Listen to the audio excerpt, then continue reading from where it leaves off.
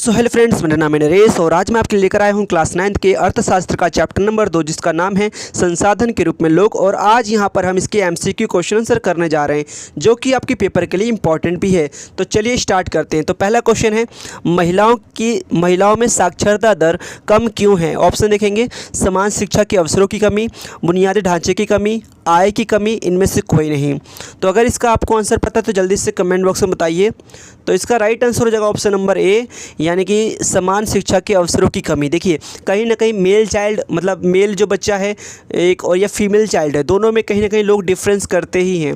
अभी भी देखिए समाज आगे बढ़ रहा है, लेकिन अभी भी कई लोगों की ऐसी मानसिकता होती है कि वो लड़कियों को पढ़ने नहीं देते हैं या पढ़ाना नहीं चाहते। अभी भी समाज की जो सोच है वो अभी भी बहुत पुरानी है। ठीक है, तो इसका क्या है आंसर, क्या हो जाएगा कि समान शिक्षा के अवसरों में कमी, कि महिला और पुरुष में दोनों में कहीं ना कहीं समाज भेदभाव करता है। ठीक है, चाइल्ड में, बच्चों में। अच्छा चलिए आगे क्वेश्चन नंबर हम 2 की तरफ बढ़ते हैं। 2001 के अध्ययन के अनुसार किस राज्य में साक्षरता दर सबसे अधिक थी? देखिए अगर देखा जाए कि सबसे ज़्यादा पढ़े लिखे लोग कहाँ पाए जाते हैं, कौन से राज्य में, तो देखिए ऑप्शन देखेंगे। पहला ऑप्शन है केरल, मध्य प्रदेश, बिहार या उपरोक्त सभी। तो जल्दी से इसका आंसर बताइए कमेंट बॉक्स में। तो इसका राइट आंसर आपको बता देते हैं, ऑप्शन नंबर ए हो जाएगा केरल, यानी कि केरल ऐसा राज्य जहाँ पे सबसे ज़्यादा पढ़े लिखे लोग पाए जाते हैं या साक्षर लोग पाए जाते हैं। तो चलिए क्वेश्चन नंबर 3 की तरफ बढ़ते हैं। निम्नलिखित में से कौन सा 6 से 14 वर्ष की आयु वर्ग के सभी बच्चे के प्रारंभिक शिक्षा प्रदान करने की दिशा में एक महत्वपूर्ण कदम है? तो 6 से लेकर जो 14 वर्ष तक बच्चे जो हैं, सर्व शिक्षा अभियान, वैसे मैंने बता ही दिया आपको इसका राइट आंसर। ठीक है, तो देखिए पहला आपका ऑप्शन दे रखा है सर्व शिक्षा अभियान, कि सब पढ़ें और सब बढ़ें। ठीक है, मतलब 6 साल से 14 वर्ष के जो बच्चे हैं उनको पढ़ाई लिखाई उनके लिए अनिवार्य है। ये सरकार ने मतलब एक तरीके से ये रूल बना रखा है जो सर्व शिक्षा अभियान के तहत, कि 6 साल से लेकर 14 वर्ष के तो जो बच्चे हैं उनको मतलब पढ़ाई करना ही करना है। उनसे कोई भी बाल मजदूरी नहीं करवा सकते, कोई काम नहीं करवा सकते उनके पेरेंट्स या उनके कोई भी जो उनको रखता है। ठीक है, तो उनको पढ़ना बहुत ज़रूरी है। इवन तो सरकार ने उनके लिए गवर्नमेंट स्कूल में हर एक फैसिलिटी दे रखी है, यहाँ तक कि बुक भी फ्री मिलती है। ठीक है, जूते फ्री, कपड़े फ्री, शिक्षक भी उनको काफ़ी इजीली, आपको जो सरकारी स्कूल में जो बच्चे पढ़ते हैं तो उनको पता होगा शिक्षक को सरकार दे रही है पैसा एक तरीके से, समझ आ रही बात, तो वो भी आपके लिए फ्री है एक तरीके से, ताकि आप पढ़ सकें और आपके लिए कोई किसी चीज़ की कमी ना हो। Right, mid day meal free मिल जाता है। तो देखिए सर्व शिक्षा अभियान के तहत ये सारी चीज़ें इसमें आ जाएंगी, इन्वॉल्व हो जाएंगी। तो 6 साल से लेकर 14 वर्ष तक की जो इसमें आएंगे, ठीक है, वो सर्व शिक्षा अभियान के तहत आता है। ऑप्शन नंबर ए आ गया। क्वेश्चन नंबर 4 की तरफ बढ़ते हैं। निम्नलिखित में से कौन एक आर्थिक गतिविधि है?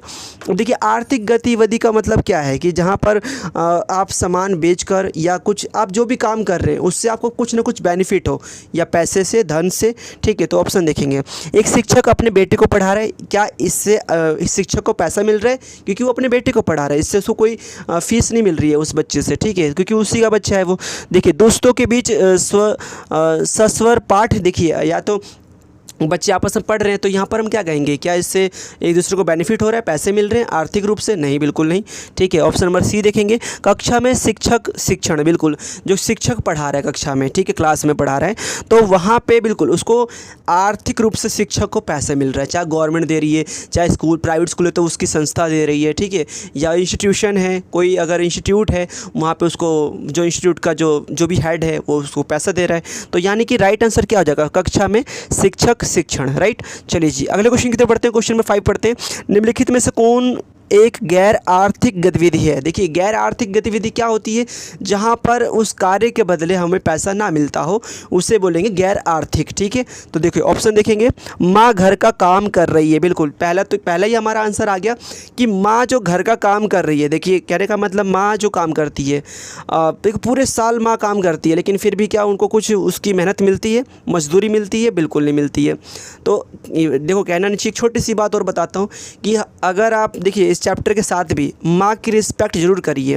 राइट, मैं जहाँ तक देखता हूँ कि लोग बच्चे जो हैं सोशल मीडिया पे लगे रहते हैं लेकिन अपनी माँ का ध्यान नहीं रखते, तो बिल्कुल अपनी माँ का ध्यान रखिए। ठीक है, क्योंकि पूरे साल मतलब हमारे लिए माँ कार्य करती है, काम करती है, और उसकी काम की कोई वैल्यू भी हम नहीं करते हैं। राइट, तो ये हमें एक अफसोस की बात है कि इंडिया में हर व्यक्ति को छुट्टी मिलती है, लेकिन माँ को छुट्टी नहीं मिलती, वो पूरे समय काम करती है, राइट। हाँ, चलिए हम क्वेश्चन की तरफ बढ़ते हैं। अब देखिए, माँ जो है वो घर का सारा काम करती है, बदले में उसको कुछ पैसा नहीं मिलता माँ को, फिर भी वो काम कर रही है, तो ये क्या है, गैर आर्थिक है, इसमें पैसा नहीं मिल रहा। जिसमें पैसा मिलेगा वो क्या होगा, आर्थिक, और जिसमें पैसा नहीं मिलेगा वो क्या होगा, गैर आर्थिक। तो इसका राइट आंसर क्या हो जाएगा हमारा, ऑप्शन नंबर ए हो जाएगा, घर का काम, माँ घर का काम कर रही है, ठीक है। आगे पढ़ने की जरूरत नहीं है क्योंकि आंसर यहीं मिल गया हमें, ठीक है, आगे आप पढ़ लीजिएगा। चलिए क्वेश्चन नंबर 6 की तरफ बढ़ते हैं। तृतीयक क्षेत्र को भी कहा जाता है। तृतीयक क्षेत्र मतलब क्या होता है, इसमें सर्विस आ जाती है, क्या जाती है, सर्विस। प्राथमिक क्षेत्र में क्या आता है, कृषि आ जाता है, पशुपालन इत्यादि आता है, दुग्ध उत्पादन आ जाता है, दूध वगैरह जहाँ पे है ना, इस सबसे संबंधित। प्राथमिक में आ जाता है खेती बाड़ी, पशुपालन, और द्वितीयक में क्या आ जाता है, तो विनिर्माण आ जाता है, विनिर्माण इंडस्ट्री जो हो जाती है, ठीक है, उद्योग हो जाते हैं। और तृतीयक में क्या आते हैं, तो इसमें सेवाएं आ जाती हैं, सेवाएं में बैंकिंग हो गया, ट्रांसपोर्ट हो गया, तो ये सब इसमें आ जाएंगे, ठीक है। तो देखिए तृतीयक में आ गई सेवा क्षेत्र, देखिए प्राथमिक क्षेत्र, सेवा क्षेत्र, विनिर्माण क्षेत्र, उपरोक्त सभी। तो इसका राइट आंसर ऑप्शन नंबर हो जाएगा बी, सेवा क्षेत्र। आइए क्वेश्चन नंबर 7 की तरफ बढ़ते हैं। भारत में सबसे बड़ी संख्या में लोग लगे हुए हैं, किस में लगे हुए हैं, कौन से काम में लगे हुए हैं। तो देखिए भारत जो देश है वो शुरू से ही कृषि प्रधान देश रहा है, क्या रहा है, कृषि प्रधान देश, ठीक है। तो ऑप्शन पहले पढ़ लेते हैं, प्राथमिक क्षेत्र, माध्यमिक क्षेत्र, सेवा क्षेत्र, इनमें से कोई नहीं। तो हम देखो प्राथमिक क्षेत्र में क्या आता है, कृषि का काम आ जाता है। प्राथमिक क्षेत्र में क्या आता है, कृषि का काम किस में आता है, प्राथमिक क्षेत्र में। तो देखो मैंने बताया था कि शुरू से ही हम कृषि प्रधान देश है, भारत क्या है, कृषि प्रधान देश है, यानी कि भारत के अधिकतर लोग किस में लगे हैं, प्राथमिक क्रियाओं में, पशुपालन में, कृषि में, ठीक है, इन सब चीज़ों में ये लगे हुए हैं, राइट। अच्छा क्वेश्चन नंबर 8 की तरफ बढ़ते हैं।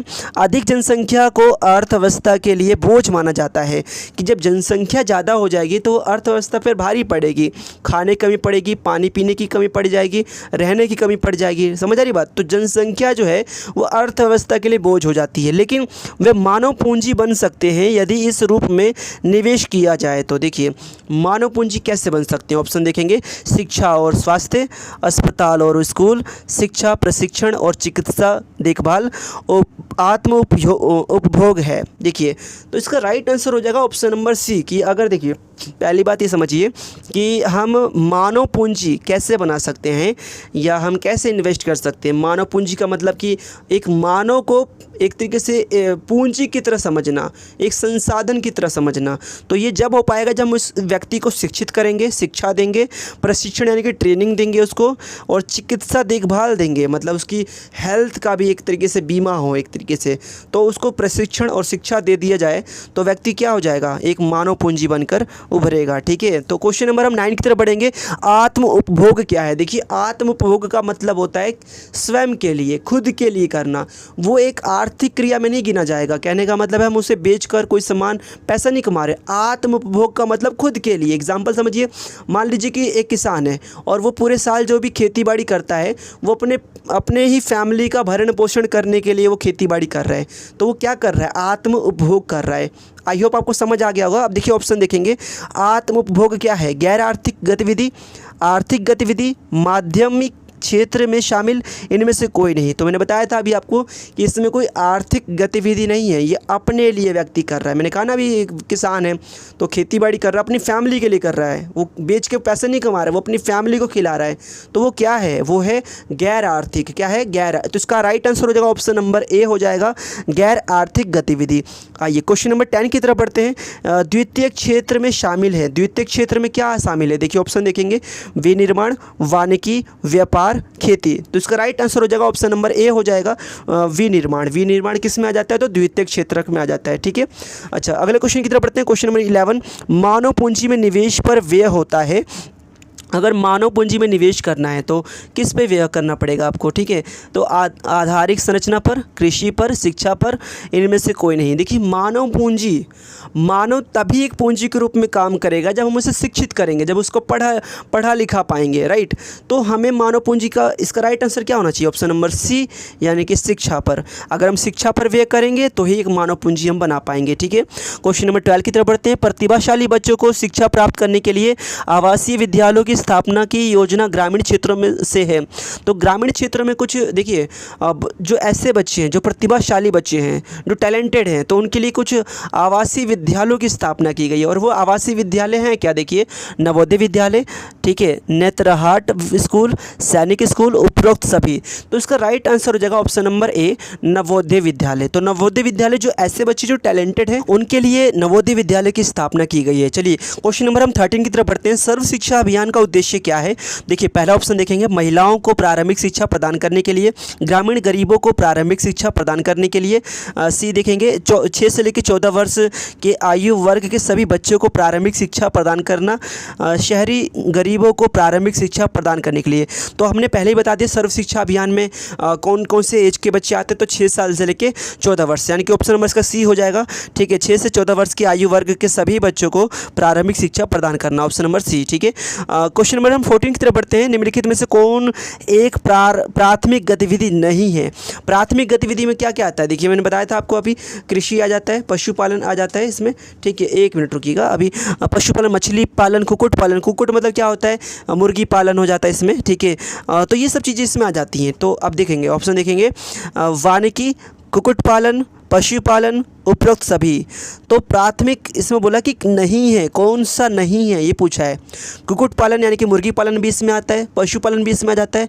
तो वानिकी नहीं है, यानी कि वन वगैरह इसमें नहीं आ जाते, प्राथमिक क्षेत्र में वन वगैरह नहीं आते। ठीक है, चलिए क्वेश्चन नंबर हम 15 की तरफ बढ़ते हैं। बाजार में एक व्यक्ति द्वारा कमाई के 2 निर्धारक हैं। बाजार में एक व्यक्ति कब कमा सकता है? ठीक है, 2 निर्धारक दे रखे हैं, कैसे व्यक्ति, क्या क्या उसकी योग्यता होनी चाहिए व्यक्ति के अंदर कि वो बाजार में कमा सके। ऑप्शन देखेंगे, स्वास्थ्य और शिक्षा, शिक्षा और कौशल, आयु और शिक्षा, कौशल और आयु। देखिए बाजार में एक व्यक्ति द्वारा कमाई के 2 निर्धारक हैं। अगर वो कमाई करना चाहता है तो 2 चीज़ें होनी चाहिए उसके पास। क्या क्या चीज़ होनी चाहिए? शिक्षा और कौशल, यानी कि ऑप्शन नंबर इसका हो जाएगा बी, राइट आंसर हो जाएगा बी। ठीक है, शिक्षा होना चाहिए और कौशल यानी कि स्किल होने चाहिए, एजुकेशन और स्किल, ये 2 चीज़ें होंगी तो व्यक्ति बाजार में, मार्केट में अपने आप को स्टैंड कर पाएगा और वो कमा पाएगा। राइट, चलिए अगले क्वेश्चन की तरफ बढ़ते हैं। क्वेश्चन नंबर हम 16 की बात करेंगे। ग्रामीण महिलाओं को कम वेतन वाली नौकरियों में क्यों नियोजित किया जाता है? ऐसी क्या वजह है कि जो गाँव की महिलाएं हैं उनको कम वेतन पर ही रखा जाता है? ठीक है, उन्हें उच्च वेतन वाली नौकरियों में काम करने की आवश्यकता नहीं, ऑप्शन नंबर ए।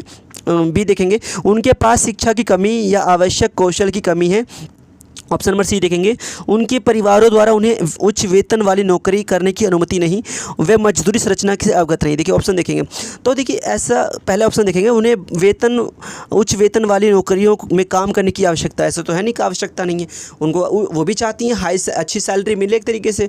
ठीक है, दूसरा देखेंगे, उनके पास शिक्षा में कमी या आवश्यक कौशल की कमी है, स्किल की कमी है, बिल्कुल राइट। तो शिक्षा की कमी होती है, क्या होती है? शिक्षा की कमी और स्किल की कमी, जिस वजह से उनको कम वेतन पर ही काम करना पड़ जाता है। ठीक है, तो इसका राइट आंसर हो जाएगा ऑप्शन नंबर बी। ठीक है, अगले क्वेश्चन की तरफ बढ़ते हैं। क्वेश्चन नंबर 17 की बात करेंगे। गैर बाजार गतिविधि चुने। अब गैर बाजार गतिविधि क्या है? देखिए, विलास गांव के बाजार में मछली बेचता है विलास। ठीक है, अब ये क्या है? बाजार वाली गतिविधि हो जाती है, क्योंकि गांव के बाजार में जाके मछली बेच रहा है विलास। ठीक है, विलास अपने परिवार के लिए खाना बनाता है। अब देखो ये क्या है? ये बाजार वाली गतिविधि नहीं आती है। देखो पहले ही पता चल गया ना, क्योंकि वो अपने घर के लिए खाना बना रहा है, ये क्या हो जाएगा? गैर बाजारिक हो जाएगा, मतलब बाजार वाली गतिविधि है ही नहीं है। ठीक है, फिर भी आप पढ़ लीजिए, सकल निजी फार्म में काम करता है, सकल कंप्यूटर सेंटर भी चलाता है। तो ये फर्म में काम करना और कंप्यूटर सेंटर चलाना, ये सब तो बाजार वाली गतिविधि हो जाएंगी। बट गैर बाजार वाली क्या हो जाएंगी? वो अपने घर में खाना बनाता है, परिवार के लिए खाना बनाता है। ठीक है, अच्छा क्वेश्चन नंबर 18 की तरफ बढ़ते हैं। भारत में बढ़ती जनसंख्या को डैश के माध्यम से बहुत आसानी से एक संपत्ति में बदला जा सकता है। तो किसके माध्यम से हम जनसंख्या को डैश के माध्यम से एक संपत्ति में बदल सकते हैं? ये जो मतलब लोग हैं, जनसंख्या जो है, ऑप्शन देखेंगे, चिकित्सा संसाधन विकास, शिक्षा संसाधन विकास, औद्योगिक प्रशिक्षण संसाधन विकास, मानव संसाधन विकास। तो देखिए मानव संसाधन विकास द्वारा हम क्या कर सकते हैं कि जनसंख्या को, ठीक है, देखिए अगर हम लिखें भारत की बढ़ती जनसंख्या को मानव संसाधन विकास के माध्यम से बहुत आसानी से एक संपत्ति के रूप में बदला जा सकता है। और मानव संसाधन के रूप में हमें देखना पड़ेगा कि मानव को संसाधन बनाना पड़ेगा। कैसे बना सकते हैं? तो शिक्षा और स्किल से, उनकी स्किल बढ़ाकर, उनकी कौशल को बढ़ाकर। ठीक है, चलिए, तो इसका राइट आंसर ऑप्शन नंबर हो जाएगा डी, मानव संसाधन विकास। क्वेश्चन नंबर हम 19 की तरफ बढ़ते हैं। ऐसी गतिविधियां जो वस्तुओं और सेवाओं के उत्पादन की ओर ले जाती हैं और राष्ट्रीय आय में योगदान देती हैं, यानी कि जो देश की जो जीडीपी है उसकी और मतलब योगदान दे रही है, ठीक है। तो ऐसी कौन सी गतिविधि हैं जो वस्तु और सेवाओं के उत्पादन की ओर ले जाती हैं कि वस्तुएं भी बढ़ रही हैं, सेवाएं भी बढ़ रही हैं। देखिए, विकासात्मक गतिविधि, माध्यमिक गतिविधि, प्राथमिक गतिविधि, आर्थिक गतिविधि। तो इसका राइट आंसर ऑप्शन नंबर हो जाएगा डी, आर्थिक गतिविधि। अगर हम आर्थिक गतिविधि करें जिससे हमें पैसा मिल रहा है, ऐसे क्रियाकलाप जिससे हमें पैसा मिल रहा है, अगर वो करते हैं तो देखिए इससे क्या हो रहा है कि वस्तुओं का उत्पादन बढ़ रहा है, सेवाएं बढ़ रही हैं, इसी के साथ देश की जो जीडीपी है उसमें वृद्धि हो रही है, ठीक है। क्वेश्चन नंबर 20 की तरफ बढ़ते हैं। क्वेश्चन 20 क्या कह रहा है? किसानों की रणनीति और उत्पादन वृद्धि डैश को बेहतर ज्ञान और तकनीक प्रदान करने के लिए तैयार किया गया था। अब इसमें राइट आंसर हो जाएगा ऑप्शन नंबर ए हो जाएगा, हरित क्रांति। कि किसानों ने देखो यहाँ पर कुछ रणनीति अपनाई थी, कुछ टेक्निक यहाँ पर यूज़ करी थी, ठीक है, कि उत्पादन में वृद्धि हो जाए, तो वो था हरित क्रांति। तो हरित क्रांति क्या था कि गेहूँ का उत्पादन जो है ना वो बहुत ज़्यादा बढ़ गया था हरित क्रांति के द्वारा, ठीक है जी। तो इसी वजह से क्या हुआ था कि किसानों की रणनीति के उत्पादन में क्या हो गई, वृद्धि हो गई थी, ठीक है। और हरित क्रांति किस लिए किसकी वृद्धि होती है? तो फसलों की वृद्धि से इसका देखा जाता है इसको, ठीक है। तो आज के लिए इतना ही, ठीक है। आई होप आपको समझ आया होगा। और ये सिर्फ एमसीक्यू क्वेश्चन थे जो कि 20 और जो कि बहुत ही इंपॉर्टेंट है आपके पेपर के लिए। आपको ये ज़रूर पढ़ने चाहिए, अच्छे से याद कर लेना कॉपी पर लिख कर, ठीक है। और जहाँ भी डाउट हो आप हमें बताइएगा, हम कोशिश करेंगे कि आपके लिए और भी जो इंपॉर्टेंट क्वेश्चन आंसर है वो लेकर आएंगे, ठीक है। और कहाँ अगर कुछ कमी रह गई तो प्लीज़ आप कमेंट बॉक्स में ज़रूर बताइए, हम अगली बार उसको सुधारेंगे, ठीक है। तब तक के लिए मिलते हैं नेक्स्ट एपिसोड में। आप अपना ध्यान रखिए, अपनी फैमिली का ध्यान रखिए। मिलते हैं अगली वीडियो में, तब तक के लिए बाय बाय। जय हिंद, जय भारत।